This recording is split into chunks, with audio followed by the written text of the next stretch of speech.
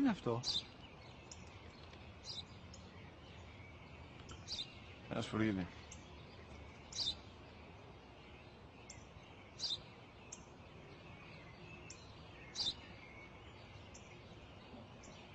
Τι είναι αυτό?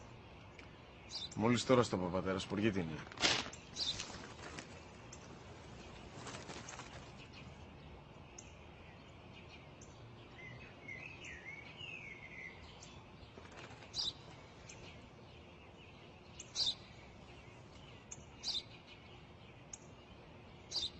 Τι είναι αυτό? Ένα σπουργίτη είναι, πατέρα. Ένα σπουργίτη. Σπου-γι-τι.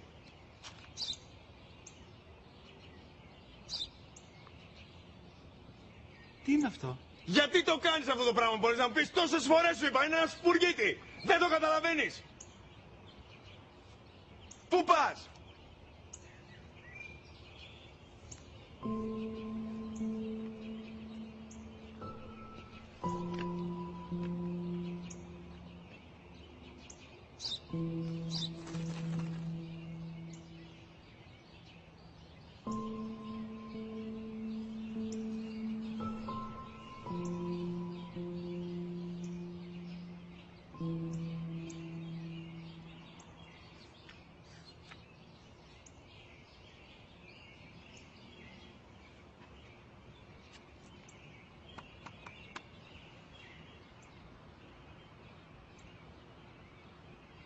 Δυνατά.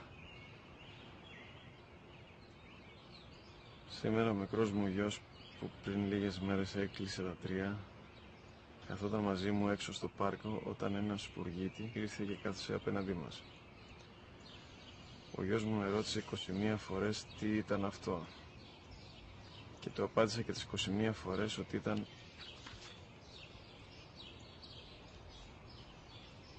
ένα σπουργίτη. Τον αγκάλιασα τρυφερά και τις 21 φορές που μου έκανε την ίδια ερώτηση, ξανά και ξανά, χωρίς να εκνευριστώ, νιώθοντας στοργή για το αθώο μου αγοράκι.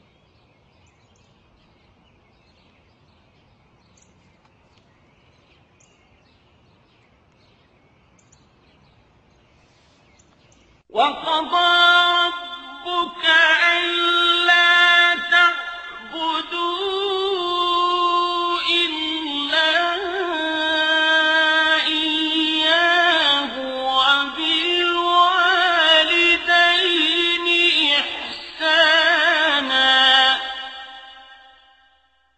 إِمَّا يَبْلُغَنَّ عِندَكَ الْكِبَرَ أَحَدُهُمَا أَوْ كِلَاهُمَا فَلَا تَقُل لَّهُمَا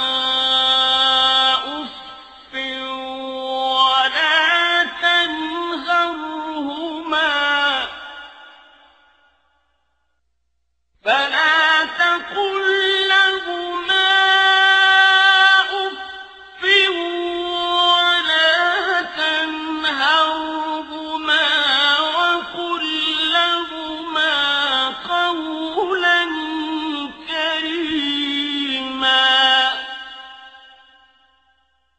واخفض لهما